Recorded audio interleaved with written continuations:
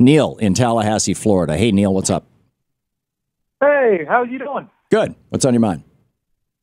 I just wanted to talk. I was originally going to talk about holding police accountable, but you've kind of covered that a lot today. So I kind of wanted to ask your opinions on two things that come up. One comes from Congressman Alan Grayson, who's running for Rubio's blank seat coming up, and apparently the DNC has already backed his opponent.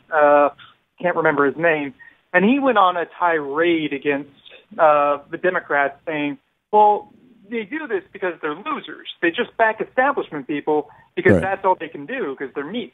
And I thought it was really interesting because at the same time, we see former Representative Barney Frank come out and tell progressives that what they're doing by supporting Sanders is actually hurting Clinton's presidency, sort of fall into line sort of thing. And it's very hypocritical what they're doing in this sort of sense in my mind. And I wanted your thoughts. Well, I think this actually ties in with the Ed Schultz thing.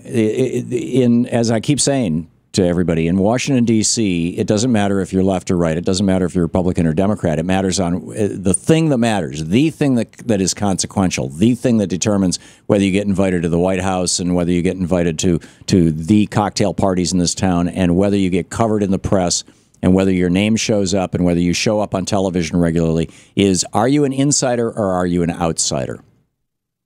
And so, you know, what you're describing, I think, are insider-outsider things. Alan Grayson is an outsider. And the Democratic Party doesn't want an outsider in the Senate. They've already got one. That's Bernie Sanders. That's enough. And I think that Ed Schultz was an outsider. He was not towing the insider's conventional wisdom. The insider's conventional wisdom is that trade deals are wonderful. Corporations should run the world. Net neutrality is a silly idea. Free trade is something that's of course, it's a force of nature. It's got to be, and I think he's getting bumped for that. And what you're describing, I believe, Neil, can all be put in that frame of outsiders being trashed by insiders, and it's the big thing that concerns me. Is that the insider media, the New York Times, great piece over at Alternet about, thank you, Neil, for the call, about why is the New York Times ignoring the Sanders surge, the Sanders anything? Well, it's because the New York Times is the ultimate insider publication. Sanders is the outsider. So, and Fox News, by the way, and Roger Ailes made this brilliant programming decision to program as an outsider to outsiders.